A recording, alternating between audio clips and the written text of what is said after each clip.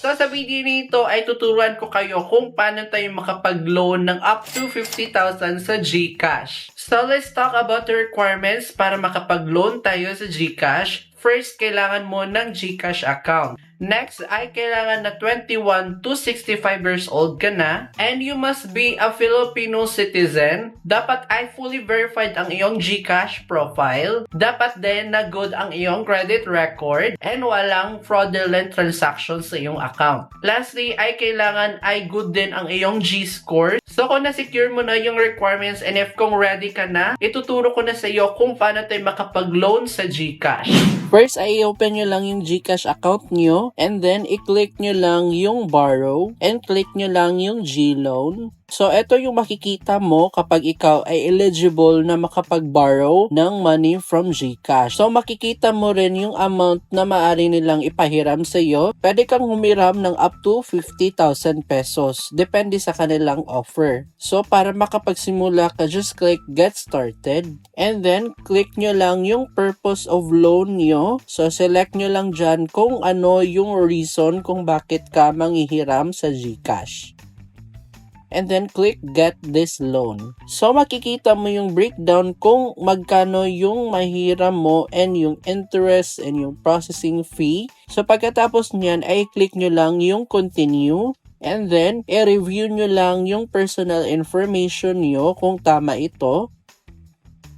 Pagkatapos niyan, click Next. So, maaari kayong mag-update ng iyong information. So, dito na part ay i-fill in nyo lang yung information na kailangan nila. So, enter mo lang yung nickname, gender, civil status, and sagutan mo lang ng yes or no kung ikaw ay nagmamay-ari ng small business. And then, ilagay mo yung emergency contact mo. So, ilalagay mo yung first, middle name, and last name ng iyong emergency contact. Huwag mo rin kalimutan na ilagay ang kanyang contact number. And piliin mo lang kung ano yung relationship mo sa iyong emergency contact. And then just click Next. Once na double check mo ang information, just click I agree and click Submit. So dito na part, i-click mo lang yung dalawang checkbox ng I agree and click Continue and click Confirm. So dito ay manghihingi sila ng OTP. So i-enter mo lang yung OTP na na-receive mo from text. And just click Submit. So ayan, successful na ang loan application and makikita mo ito sa iyong GCash wallet.